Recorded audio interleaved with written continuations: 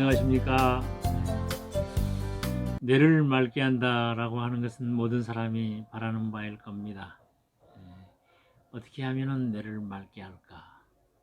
오늘은 그 뇌를 맑게 하는 방법, 뇌를 어떻게 맑게 하나요? 뇌 척수액이 뭐지? 라는 주제로 좀 설명을 드리겠습니다.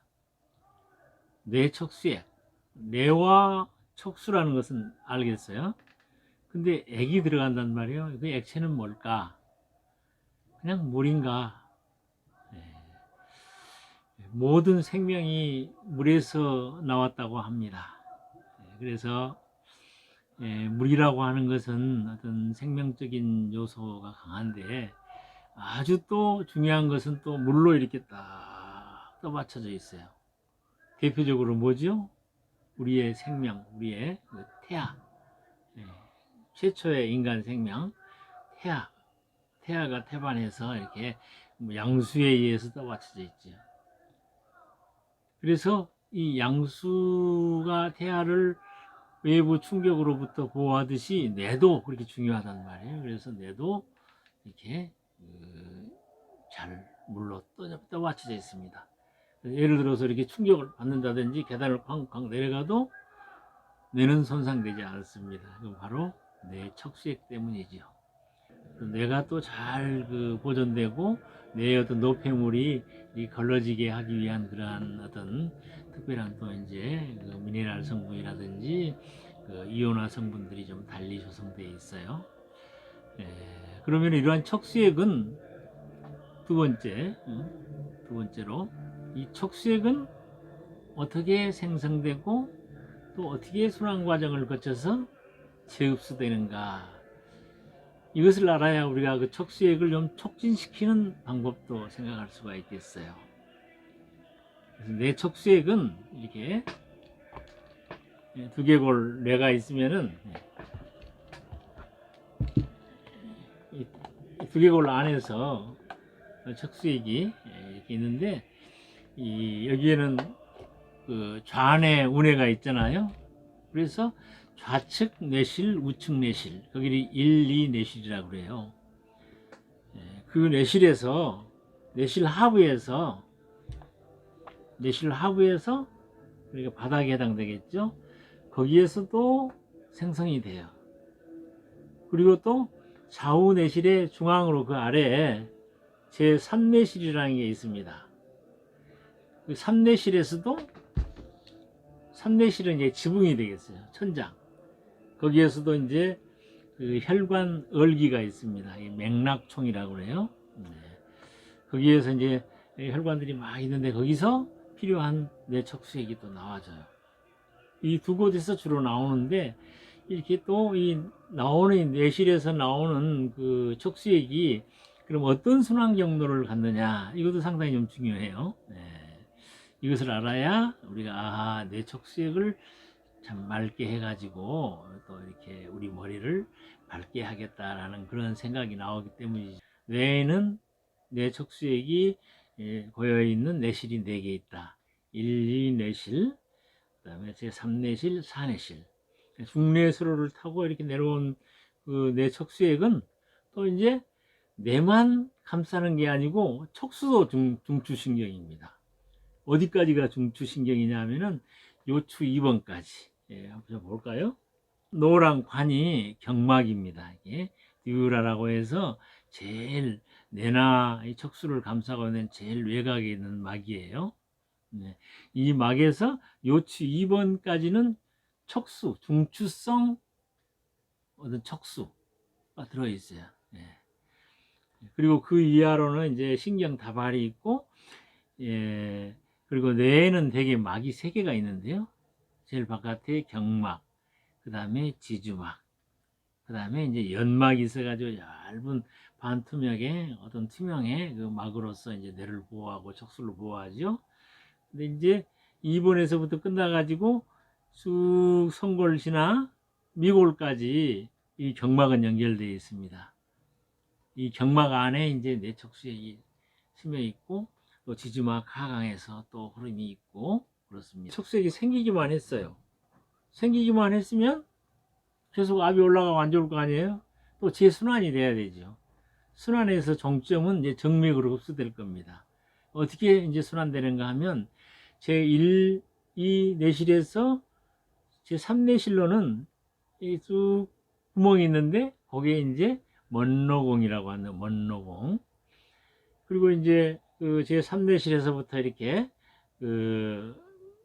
또 이제 4내실 이렇게 이제 지나서 뇌 전부, 측부 이런 데로 이제 흐르게 되죠. 이것을 이제 마젠디공 해가지고 이제 그런 구멍으로 해놔가지고 뇌가 이제 전체적으로 이제 물로 떠 있게 돼 있죠. 뇌 척수액으로. 그리고 이제 후두부 뒤쪽으로는 이제 루시카공, 루시카공이라는 구멍이 있어가지고 또 후두부로 이렇게 올라갑니다. 이렇게. 다 올라가는 뇌 척수액이 어디에 흡수되느냐? 여러분들 한방에서 아마 백회 이야기 많이 들어보셨죠? 백회가 있는 그 아래에 정맥 굴이 있습니다. 뇌 정맥에 제일 위에서 이제 뇌가 쏙 순환한 다음에 정맥들이 이제 재흡수되는 곳인데 모이고 흡수되는 곳인데 거기로 뇌 척수액이 들어가서 정맥으로 흡수돼 가지고 이제 혈관계에 이게 포함돼서 다시 정화를 시키게 됩니다. 그런데 이 뇌 척수액의 순환으로 좀 중요하게 느끼는 것은 이 머리에 있는 어떤 두개골에 용적 변화가 있다는 거예요. 용적 변화가. 특히 이제 20대, 30대의 젊은이들은 굉장히 왕성하죠. 근데 30대 이후에부터는 좀 이제 줄어들어요. 청소년기에는 말할 것도 없이 막 성장되어지니까 왕성할 것이고, 그 원리가 어디에 있는가 하면은 바로 이 두개골의 봉합에 있습니다. 봉합 봐보세요. 봉합이 이거 시상봉합입니다. 시상봉합 이렇게 있는데 시상봉합이에요. 가운데는 굉장히 깊어요. 근데 가에는 약하단 말이에요. 여기 인상 이제 저 관상봉합, 그 다음에 이제 후두골에 있는 람다봉합, 팔자봉합이죠. 이런 봉합이 있는데 이런 것들이 우리가 숨을 들어 마시면은 이제 커져요, 같이. 내가 뇌실이 압이 찬단 말. 그 다음에 내쉬면 다시 줄어들고. 이러한 어떤 반복작용이 호흡과 함께 이러한 그 두개골의 형상, 이런 것들이 이제 뇌 척수액의 어떤 순환에 물리적인 어떤 펌프 역할을 합니다. 그 광명경추해법에서는 이 척추 골반하고의 관계에서 또 이 뇌 척수액을 말하고 있어요. 머리의 이 뒷부분을 업시피다라고 해서 후두골이라고 합니다. 이 후두골 람다봉합이 있는데 숨 들어 마시고 커지고 내쉬고 닫아지는 거예요. 여기가 커졌을 때 이 꼬리뼈는 당겨지는 거예요. 이게. 여기는 열리고 위에 후두골 열리고 여기서는 당겨지고, 그러면 뇌척수액이 아까 그 아래로 흐르는 뇌척수액 있잖아요. 그것이 아래로 뒤로 쑥 내쉬고 숨 들어 마시고 내쉬고 숨 들어 마시고 쳐준다 이거예요. 이런 개념으로 이 순환하는 구조가 있어요. 그래서 그 뇌척수액을 이제 촉진시키면은 뇌가 맑아지는데 어느 부위들이 영향을 주로 주는지 그런 것들을 한번 살펴보면 좋겠어요. 그래서 이제 첫 번째로 뇌 척수액을 잘 돌게 하기 위한 거, 다시 말해서 자연의학에서 면역력을 향상시키고 정신을 깨이게 하고 하는 것들은 바로 뇌 척수액과 관련시켜서 말할 수 있는데요.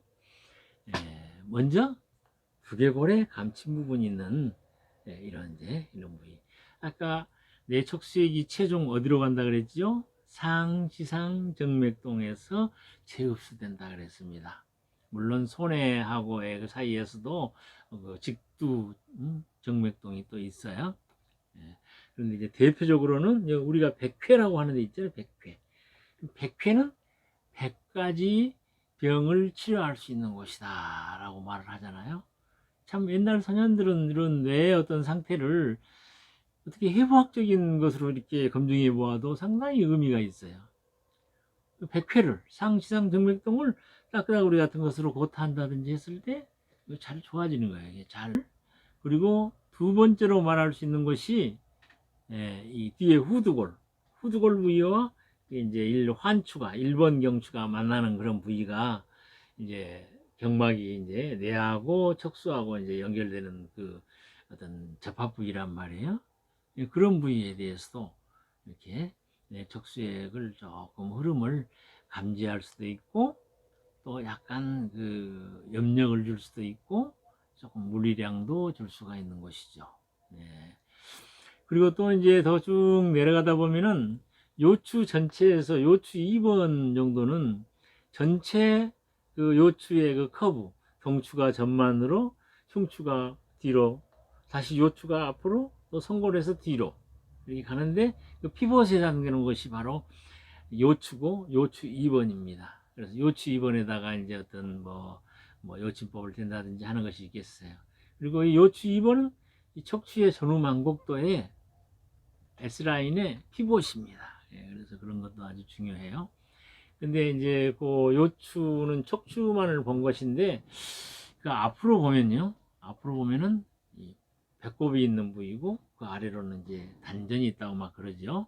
예, 그래서 요추와 복부지압 혹은 또 요추와 횡격막의 운동, 호흡하고 관절해 가지고서도 뇌척수액은 촉진시킬 수 있는 방법이 있습니다. 그리고 네 번째로 또 촉진시키는 부위가 바로 엉덩이, 성골 부위예요. 이 이름이 사크롬 해가지고 이 선골이라는 기쁘다라는 그런 의미의 이것이 있는데 이 선인들의 신선선자죠. 바로 선골이 내 척수액을 또 순환시키는데 영향이 또 커요.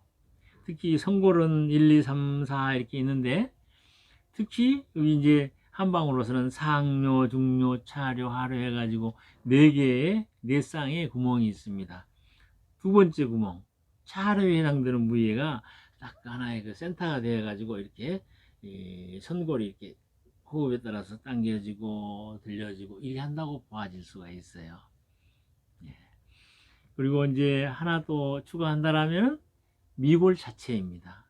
꼬리뼈인데요, 뭐 꼬리뼈가 뭐 그냥 태워야 돼가지고 아무 역할이 없는데요. 그러나 꼬리뼈는 상당히 그 영향을 많이 줘요. 꼬리뼈 미골 손상으로 계속 두통이 있다든지 허리가 아프다든지 하는 경우들이 참 많거든요. 그래서 꼬리뼈 주변이 이제 천골, 미골, 천미골 결절인대라고 하는 인대가 이 반대쪽 천골 부위와 미골 부위, 천골 하단과 미골 부위, 여기서도 천골 하단과 미골 부위 이렇게 감싸져 가지고 결절로 자골 결절로 연결되는 거예요. 그래서 인대이기 때문에 어떤 가동성이 적극적으로 있을까 싶은데 생체적인 어떤 시스템에서는 작은 어떤 사인, 작은 힘, 어떤 작은 어떤 그 필요성 이런 것들이 크게 작용합니다. 그래서 이제 종합적으로 말하면은 머리, 목 상부 그리고 또 이제 요추, 그다음에 선추, 미추 이런 부위가 뇌척수액 순환을 대단히 촉진한다고 말할 수가 있겠습니다. 지금까지 이렇게 말씀드린 것은 광명의학의 광명건강의 그 3대 원리가 있잖아요. 1번 뇌화척수, 2번 복부장기, 3번 사지경락. 이 가운데서 바로 1번에 해당되는 것이죠. 이런 어떤 귀속관계를 먼저 말씀드리고, 그리고 이제 이러면 이제 뇌척수액을 촉진시키는 부위까지 알았는데, 이 뇌척수액이 어느 정도 그 영향을 주는가는 어떤 동물 실험이 하나 있었어요. 사람에게 바로 실험은 못하고, 쥐들이 이렇게 있는데 늙은 쥐가 굉장히 이제 판단도 흐리고 결정도 늦고 하는 그런 행동도 굼뜨고 하는 이 쥐의 뇌에다가 그 젊은 쥐의 뇌척수액을 주사를 해봤더니 그냥 바로 상당히 그 반응도 빨라지고 그러더라는 거예요. 물론 우리 인체에는 좀 바로 적용하기 좀 뭐하죠. 그래서 우리가 스스로 뇌척수액을 맑게 하는 심호흡이랄까 이런 부위를 잘 활용하면 좋겠어요. 그러면 여기에서는 한번 우리 뇌척수액을 맑게 하는 그런 어떤 부위들을 설명했는데, 뇌하고 관련해 가지고서 뇌 두개골하고 관련해 가지고서 우리가 한번 그 씹는 동작을 한번 좀 살펴보고 싶어요. 네. 씹는 동작이 뇌척수액과 어떤 관련이 있는지, 사람들이 조금 정신이 조금 좀 몽롱하거나 조금 뭐 피곤하거나 그랬을 때는 뭘 씹어요? 껌을 씹죠. 그리고 또 스트레스가 많이 쌓였을 때는 음식을 먹게 되죠. 이렇게 또 뭐 과식하는 경우도 있는데, 그러면 씹는 이 저작 동작이, 예? 이런 앙 하는 동작이 여기 근돌기라고 있습니다. 하악골에 이 근돌기가 이래 가지고 이 옆에 있는 축두골을 당기는 거예요. 이렇게 그러니까 감침으로 되어 있는 데다가 이 씹게 되면은 당겨진다는 이야기예요. 네. 여러분, 내가 막 쪼였다 놨다 쪼였다 놨다 하는 거예요. 그러니까 뇌척수액이 순환이 되죠. 그것뿐만 아니고 이 씹는 동작의 이제 안쪽에는 익상근이라고 있는 게, 익상근, 뇌익상근, 뇌익상근이 있는데, 특히 뇌익상근이 여기에 있는 그 뇌하부, 네, 저편골에 해당되는데, 그 익상돌기 부분을, 네, 끌어당기게 됩니다. 웃는 동작. 그러니까 내 아래에서도 내 아래 그 방바닥 있는 그 아래 부분이 이렇게 당겨지는 거야. 그러니까 내가 또 이렇게 영적 변화가 생기는 거예요. 그래서 이제 내 척수액이 순환되어질 수 있고, 그래서 이게 씹는 동작, 껌 이런 것들이 어떤 그 무료함을 달랠 수 있고, 또 이렇게 뇌 건강에 좋은 영향이 있다는 거 또 말씀드렸습니다. 우리 제1부에서는 이렇게 뇌 척수액이 뭐고, 어떻게 형성되었고, 어떻게 순환되었고, 어떻게 재흡수되는지, 거기에서의 백회의 중요성 이런 것도 보고, 뇌 척수액이 얼마나 건강에 크게 영향을 미치는지를 보는 것으로 하고요. 제2부에서는 자연의학적인 방법으로 뇌 척수액을 순환시키는데 광명 건강에서는 어떻게 하고 있는지 하는 것을 이어서 또 설명드리도록 하겠습니다.